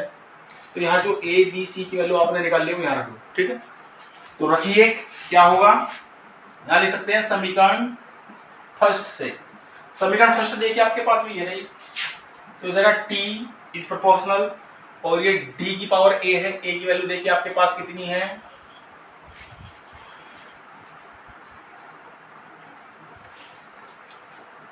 हो गया क्या? इसमें क्या इतना बड़ा है, टलटला रोके नहीं वहाँ, रोके नहीं मगर चलो काट दो बात। तो देखिए आपके पास में देखिए ये d की पावर a थी आपके पास, a की वैल्यू आपने कितनी निकाल ली है, a की वैल्यू कहाँ दी है आपके पास में, एक वैल्यू ये दी। तो a की वैल्यू आपके पास है 1/2 वो लिख सकते हैं। फिर इसके बाद आगे पहुंचिए, r की पावर कितनी है b की वैल्यू हमने कितनी निकाली 3/2, तो यहाँ r की पावर हो जाएगी 3/2। फिर उसके बाद आपके पास में s है, s और s की पावर c है, c की वैल्यू हमने कितनी निकाल ली है माइनस का 1/2, ये माइनस का 1/2। अब यहाँ से देखिए t, यहाँ आप क्या कर सकते हैं, यहाँ मैं इन्हें ये जो s की पावर माइनस के 1/2 है, अगर मैं इसे अपॉन में लेके जाऊं तो ये प्लस की घात हो जाएगी। तो चलो एक बार लिख देता हूँ, ये 1/2 है, r की पावर इसे मैं लिख सकता हूँ घात 3 और यहाँ 1/2 लिख सकता हूँ और इसके अपॉन में जब ये जाएगी नीचे तो ये क्या हो जाएगी 1/2। तो अब हम इसे क्या लिख सकते हैं, देखिए इज प्रोपोर्शनल हो गया, ये 1/2 1/2 1/2 सब की पावर तीनों की पावर 1/2 है, तो इसे हम रूट में लिख कन्वर्ट कर सकते हैं। ठीक है, तो यहाँ हो सकता है अंडर रूट लगा दो और बस हो गया काम। आपके पास में d और यहाँ r की पावर 3 है और इसके अपॉन में जाएगा x। तो ये आपके पास जो आवर्तकाल की आपको क्या निकालना था, फॉर्मूला निकालना था, वो आपके पास आ चुका है, ये आपके पास फॉर्मूला है। ठीक है, ये तो आपके पास में आंसर आ चुका है। लेकिन अगर आप इसे एक स्टेप और बढ़ाना चाहते हैं सवाल को, तो आप इसमें क्या कर सकते हैं, वही बात है वो हम यहाँ भी कर सकते थे काम। यहाँ बराबर लो, बराबर के बाद यहाँ एक नियतांक ले जाएगा के, वो आप यहाँ भी ले सकते हो।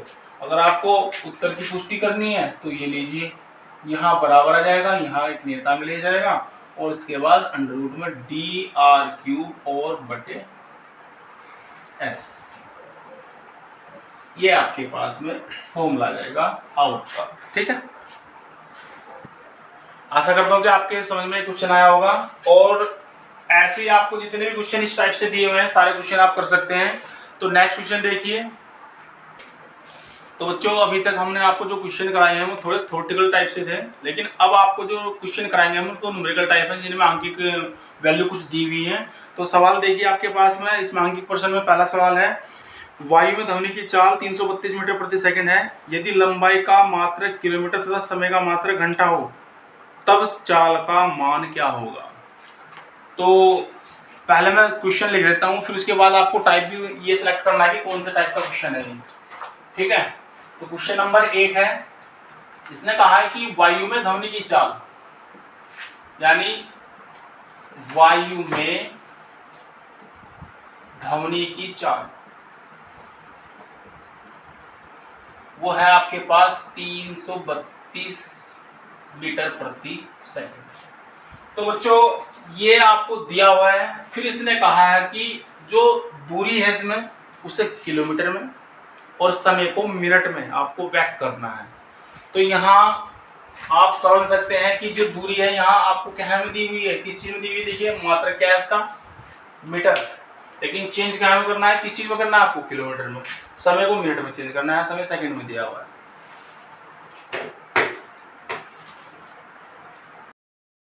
देखिए क्वेश्चन आपके पास में है, क्वेश्चन नंबर 1। इसमें कहा है कि वायु में जो ध्वनि की चाल है वो 332 मीटर प्रति सेकंड है। तो आपको करना क्या है सवाल में, आपको जो ये आपके पास में ध्वनि की जो चाल दी हुई है इसके मात्रक दिए हुए हैं। देखिए आपके पास में मीटर प्रति सेकंड है, तो दूरी मीटर में नापी गई है और समय को सेकंड में व्यक्त किया गया है। चेंज किस चीज में करना है आपको, यानी कि जो दूरी मीटर में है उसे किलोमीटर में कन्वर्ट करना है, और आपके पास में जो ये सेकंड है समय, ये आपको मिनट में कन्वर्ट करना है। ठीक है, तो यहां से आपको पता चल रहा होगा सवाल से कि आपको करना क्या है, यानी एक पद्धति की मात्रक को दूसरी पद्धति की मात्रक में बदलना। विमाओं के 3 उपयोग बताए थे, उनमें से एक उपयोग जो था, यानी एक नियम था, वो ये था कि एक पद्धति की मात्रक को दूसरी पद्धति के मात्रक में कैसे बदल सकते हैं हम। ठीक है, तो मैंने आपको अच्छी तरीके से समझा रखा है, उसके ऊपर कुछ न्यूमेरिकल भी कराए थे मैंने आपको एग्जाम्पल के टाइप से। तो यहाँ ये क्वेश्चन उसी पर बेस्ड है। देखिए आपको क्वेश्चन क्या दिया हुआ है। सबसे पहले हम क्या करेंगे, यहां लिख सकते हैं हम पहली पद्धति के लिए, पहली पद्धति के लिए। इसमें मैंने आपको बताया था जो आपके पास आंकिक मान होगा उसे n1 से डिनोट करते हैं। n1 बराबर आपके पास था क्या, ये हो गया आपके पास 332। ठीक है, और फिर आपको ये भी पता होना चाहिए कि जिस राशि का इसने नाम दिया है, देखो वायु में ध्वनि की चाल, यहाँ चाल पे इसने क्या करा है, देखो आपको फोकस यहाँ करना है चाल पर। चाल की विमा आपको पता होनी चाहिए, और चाल की विमा अगर आपको पता है तो सवाल भी ये समझ लीजिए हो गया। तो यहाँ हम लिख सकते हैं, इससे पहले लिख सकते हो आप चाल की विमा,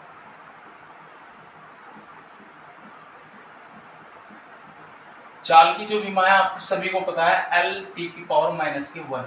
ठीक है, तो पहली पद्धति के लिए हम लिख सकते हैं, इसे हम लिख सकते हैं U1। आपको पता है हम इसे U1 से डिनोट करते थे, और यहाँ हम क्या लिख सकते हैं L1, और ये आपके पास हो जाएगा T1 और -1।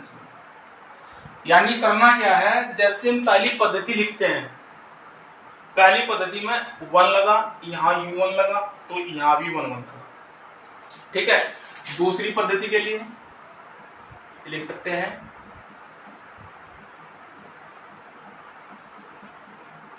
दूसरी पद्धति के लिए, दूसरी पद्धति में आपको करना क्या, देखिए यहाँ आपने N2, यहाँ N1 लिखा था, यहाँ आपको क्या करना है N2। यहाँ वो आपके पास आपसे पूछ रहा है कि इसका आंकिक मान निकालिए, और जैसे ही तुम आंकिक मान निकालोगे तो इसके मात्रक भी बदलेंगे, यानी मात्रक चेंज होने, यूनिट चेंज होगी, तो वो हम विमाओं के द्वारा कर सकते हैं।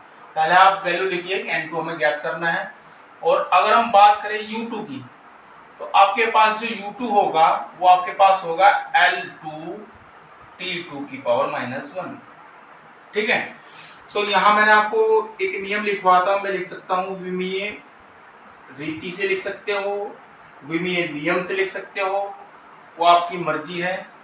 ठीक है, रीति का मतलब वही होता है, विमीय नियम से भी वही होता है, और विमाओं के उपयोग से भी वही होता है। ठीक है, एक ही मतलब है। तो विमीय रीति से मैंने आपको क्या बताया था, N2, यहाँ आपके पास आएगा N1, और यहाँ देखिए आपके पास क्या होगा, ये आएगा आपके पास U1/U2। ये आपके पास फॉर्मूला था। अब हम क्या करेंगे, इसमें वैल्यू लिखेंगे।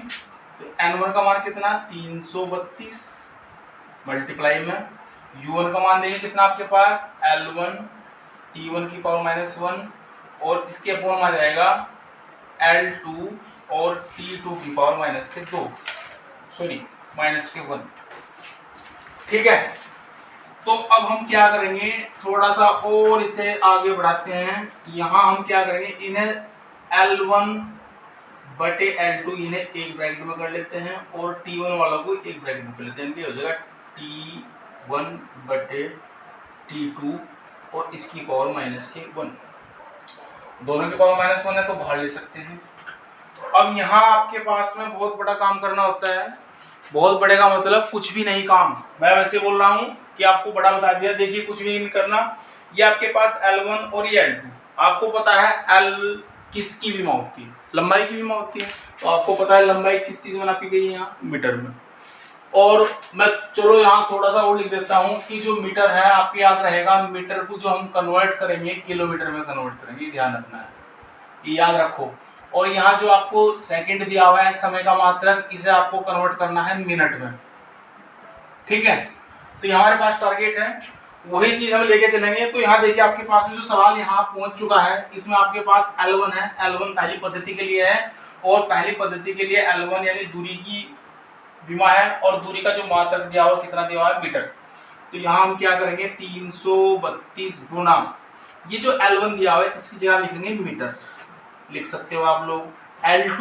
L2 कितना है, देखो ये L1 है, ये L2 है, ये T1 है, और ये आपके पास T2 है, ठीक है। दिमाग में फीड कर लो इन चीजों को। तो यहाँ लिख सकते हैं किलोमीटर, ये हो गया, ठीक है। और इसकी मल्टीप्लाई में देखो T1 कितना था, सेकंड था, और यहाँ आप T2 क्या लिख सकते हो, मिनट लिख सकते हो। तो चलो मैं इसे मिनट लिख सकता हूँ, मिनट लिख दिया, और इसकी पावर -1। आगे देखिए क्या कर सकते हैं,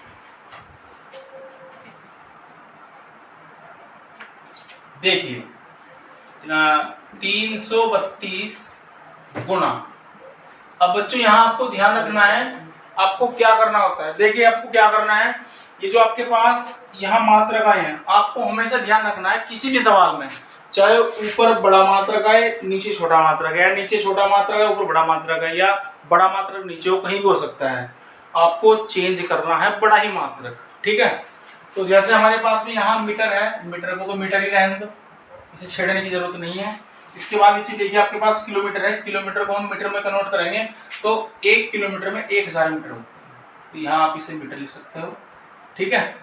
ऐसे ही आप इधर देखिए, सेकंड को छेड़ना नहीं है, सेकंड छोटा मात्रक है।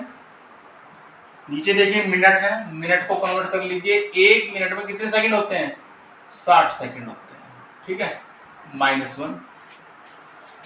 अब यहाँ क्या करना है, वैसे तो हम चाहे तो इसे मीटर से मीटर काट दें, सेकंड से सेकंड काट दें, कोई दिक्कत की बात नहीं है, लेकिन आप कैलकुलेशन कर लीजिए आप लोग, जो भी बचेगी आपके पास में, इन्हें छोड़ दीजिए मात्रकों को। ये आपके पास, चलो यहाँ भी 1 है, यहाँ भी 1 आएगा, तो चलो इसे मैं लिख सकता हूँ 1/1000 गुणा, यहाँ देखिए आपके पास में ये आपके पास 1 चलो मैं इसे थोड़ा डायरेक्ट करता हूँ, ये आपके पास 1/60 है, और वो भी घात जो माइनस किया, अगर मैं इसे पलट दूं तो ये घात प्लस की हो जाएगी और 60 चल जाएगा ऊपर, तो ये मल्टीप्लाई में आ जाएगा। अब आपके पास देखिए क्या बनना है, यहाँ से इसे उड़ा दीजिए, और ये आपके पास होगा 332 गुना 6 और बटे 100। पहले आप इसकी मल्टीप्लाई कर लीजिए, 6 दूनी 12, 6 × 18 = 19, और 6 × 18 = 19।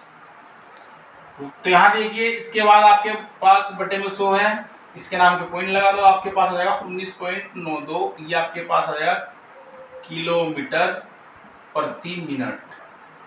और बच्चों मैं आपको बता दूं, ये सवाल मैंने थोड़ा सा कन्वर्ट कर दिया, यानी चेंज किया है थोड़ा सा। क्या चेंज किया है, यहाँ आपके पास जो ये था मीटर को किलोमीटर में और सेकंड को मिनट में लिखा मैंने, यहाँ इसे घंटे में भी चेंज कर सकते हैं।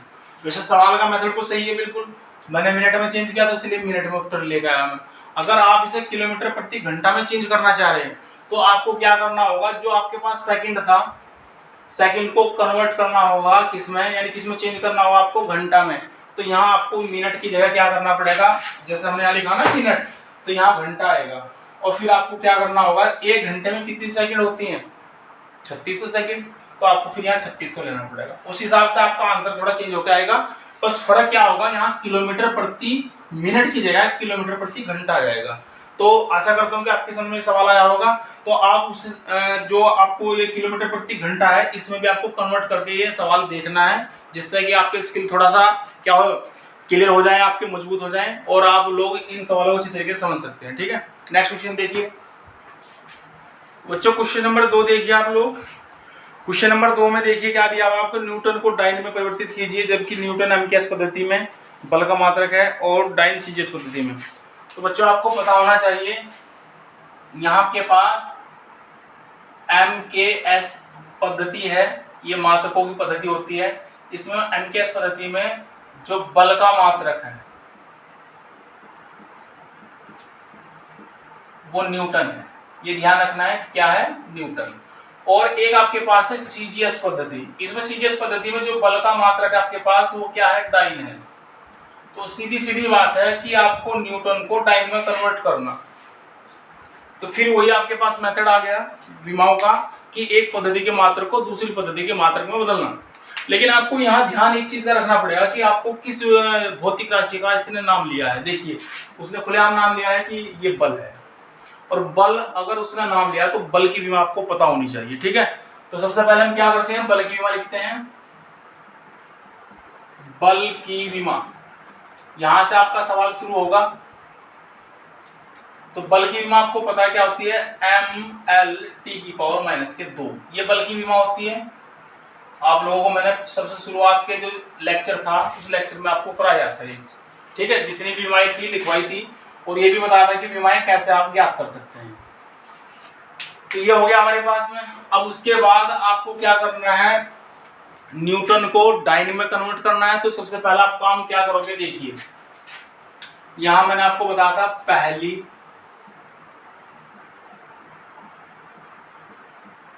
पद्धति के लिए, पहली पद्धति के लिए क्या था आपके पास, N1 यानी आंकिक मान क्या है, इसने डायरेक्टली बोल दिया कि न्यूटन को डाइन में कन्वर्ट कीजिए। तो इसका मतलब वो सीधी सीधी बात है, एक न्यूटन की बात कर रहा है, ठीक है। तो हमने N1 का मान कितना मान लिया, 1। यहाँ आप क्या करोगे, अगर आप U1 की वैल्यू लोगे तो आपको क्या करना है, पूरी विमा उठा लो, mL(T⁻²). बस करना कुछ नहीं है, यहाँ 1 1 लगा दो इसके पास। ऐसे दूसरी पद्धति के लिए, दूसरी पद्धति के लिए इसके लिए भी आपको ऐसे ही करना है। यहाँ आपको ये N2 तो हमें ज्ञात करना है, कितना मान आएगा वो तो अपने आप ही चल जाएगा पता कितना आएगा जब हम कैलकुलेशन करेंगे। और यहाँ आपके पास जो ये U2 आएगा वो आपके पास ऐसे आएगा, ये mL(T⁻²), और बस यहाँ क्या करना है, 2 लगाना है, ठीक है। ये आपके पास होगा, यहाँ लिखेंगे विमीय रीति से, यानी विमीय नियम से। क्या होगा, मैंने आपको फॉर्मूला बता रखा है, N2 में निकालना है। तो यहाँ होगा N1 और ये आपके पास U1 और बटे इसके U2। तो यहाँ देखिए N1 का मान कितना आपके पास में, 1, और यहाँ आपके पास में क्या है, U1 कितना है, M1 L1, और ये आपके पास T1⁻²² है, ठीक है। और इसके बटे में हम ऐसे लिख देंगे M2 L2 और T2⁻²। अब यहाँ से हम क्या करते हैं, नेक्स्ट स्टेप में हम क्या करते हैं, सारी विमाओं को, जैसे M है और ये M1 है M2 है, इन्हें एक ब्रैकेट में करेंगे, L1 L2 को एक ब्रैकेट में करेंगे, T1 T2 को एक ब्रैकेट में करेंगे। तो देखिए कैसे करते हैं, ये हो गया आपके पास में M1/M2, ऐसे ही यहां करेंगे L1/L2। तीसरा ब्रैकेट जो आपके पास में है उसमें करेंगे T1/T2, लेकिन इसकी जो पावर दी हुई है दोनों की वो -2 है, तो हमने बाहर लिख ली। अब यहाँ आपके पास में मेन जो सवाल का जो मेन आपके पास में लॉजिक है वो यहाँ लगेगा इस चीज में। तो यहाँ आपको ध्यान करना है, सबसे पहले मैं क्लियर कर दूं कि MKS पद्धति होती क्या है। MKS पद्धति ऐसी पद्धति है जिसमें द्रव्यमान यानी दूरी को तो मीटर में, द्रव्यमान को किलोग्राम में, समय को सेकंड में नापते हैं, ठीक है। और जो आपके पास CGS पद्धति होती है इसमें भी यही, देखिए आप लोग ध्यान से देखिए, यहाँ देखो दूरी को हमने मीटर में नापा था, यहाँ दूरी को सेंटीमीटर में नापेंगे। यहाँ आपके पास में क्या है, द्रव्यमान को किलोग्राम में, यहाँ द्रव्यमान को ग्राम में नापते हैं, और यहाँ समय को सेकंड में, यहाँ भी समय को सेकंड में ही नापते हैं। ये आपके पास MKS पद्धति और CGS पद्धति का क्या है, ये सार था जो मैंने आपको बताया है। तो इसी के आधार पर हम यहाँ काम करेंगे, ठीक है। तो आप लोगों को पता होगा जो सिंपल फॉर्मूला आपने पढ़ रखा है बल का, F = ma, ये आपने पढ़ा था। M का मात्र यानी M क्या है, द्रव्यमान, द्रव्यमान का मात्र क्या होगा, किलोग्राम, और ये जो त्वरण है, त्वरण यानी एक्सेलरेशन, इसकी जो मात्रक होता है वो होता है मीटर प्रति सेकंड स्क्वायर। तो यहाँ आप देखिए ये जो पद्धति बनी हुई है ये एमकेएस पद्धति है, ठीक है। अगर मैं बात करूँ सीजीएस पद्धति की तो यहाँ मैंने आपको क्लियर बता दिया है, इसको छोटे में कन्वर्ट करना है, यानी कि ये जो किलोग्राम है ये तो ग्राम में आएगा, मीटर सेंटीमीटर में आएगा, और आपके पास जो ये समय है ये सेकंड में ही रहेगा। तो यानी कि ये आपके पास में ये मात्रक आने वाला है, इस मात्रक को इस मात्रक में कन्वर्ट करते हैं, ठीक है। जो ऊपर वाला मात्रक आपको दे रखा है ये न्यूटन भी है, और ये नीचे वाला जो मात्रक है ये आपके पास डाइन है। तो बस अगर आपको इतना पता है तो आप इस सवाल को आराम से कर सकते हैं। देखिए आप लोग क्या करोगे, यहाँ m1 यानी कि किसका मात्रक है m, यानी आप पहले तो विमा देखो m किसकी विमा होती है, किसकी होती है, द्रव्यमान की, और द्रव्यमान आपको किस चीज में दिया हुआ किलोग्राम में। तो ऊपर लिख देंगे किलोग्राम, नीचे लिखेंगे हम ग्राम, कन्वर्ट हमें ग्राम में करना है। इसके बाद ऐसे दूरी देख लीजिए, दूरी पहले L1 क्या में दी हुई है मीटर में, फिर उसके बाद सेंटीमीटर में कन्वर्ट करनी है, तो यहाँ लिख सकते हैं सेंटीमीटर, ठीक है। समय आपको सेकंड में ही रखना है, यहाँ भी समय आपको सेकंड में रखना है, और टी की पावर ये माइनस की 2 होगी इसकी घात। मैंने क्या कहा था, मैंने ये कहा था कि जो भी बड़ा मात्रक होगा वही आपको चेंज करना है, छोटा मात्रक नहीं छेड़ना। तो आपके पास में देखो किलोग्राम ऊपर है तो किलोग्राम को चेंज कर दो ग्राम में, तो यानी आपको पता है 1 किलोग्राम में कितने ग्राम होते हैं, 1000 ग्राम होते हैं, तो लिख दीजिए। उसके बाद जीएम नीचे लिख सकते हैं यानी ग्राम, और यहाँ आपके पास मीटर है, मीटर को चेंज करो सेंटीमीटर में, तो 1 मीटर में कितने सेंटीमीटर थे, 100 सेंटीमीटर होते हैं, तो यहाँ सेमी लिख सकते हैं ऐसे, यहाँ सेंटीमीटर। और आपको पता है सेकंड, और ये आपके पास सेकंड -2 सेकंड से सेकंड खत्म, यहाँ सेंटीमीटर से सेंटीमीटर खत्म, जीएम से जीएम खत्म, यहाँ आपके पास आ गया 1000, और यहाँ आपके पास आ गया 100, यहाँ 1 की पावर -2 कर लो, 1000 कर लो, एक ही आना है, ठीक है। तो ये काम खत्म हो चुका है। अब आपके पास में क्या बना, 10 की पावर 5। देखिए इस तरह से लिख सकते हैं, क्योंकि आपके पास में पता है 1000 के पास कितनी जीरो है, 3, 2 यहाँ 5 होगी, यानी हम इसे लिख सकते हैं 10 की पावर 5 डायरेक्टली।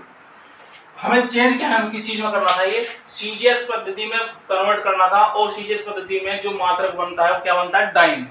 तो आपने न्यूटन लिया, यानी कि न्यूटन के हिसाब से हमने कन्वर्ट कर दिया, तो यहाँ आप डायरेक्टली ले सकते हैं। पहले तो एक बार लिख दीजिए जीएम, और ये सेंटीमीटर और प्रति सेकंड स्क्वायर, या इसे दोबारा लिख सकते हो 10 की पावर 5, और यहाँ लिख सकते हो डाइन। और बच्चों आपको पता भी होगा कि 1 न्यूटन बराबर होता है 10 की पावर 5 डाइन। तो वही तो हमने चेंज किया है, वही हमारे पास आंसर है। आंसर आपके सामने है, सवाल मैंने आपको करा दिया है। आशा करता हूँ कि आपके समझ में सवाल आया होगा अच्छी तरीके से, और मैंने ये अच्छी तरीके से डिफाइन भी किया है। तो आप जितने भी इस टाइप के क्वेश्चन होंगे आप ऐसे ही आराम से कर सकते हैं। क्वेश्चन मैं आपको सारे बताऊंगा, एक जितने भी क्वेश्चन आपको दिए हुए सारे के सारे क्लियर कराऊंगा, और सारे आपको सोल्व भी कराऊंगा, ठीक है।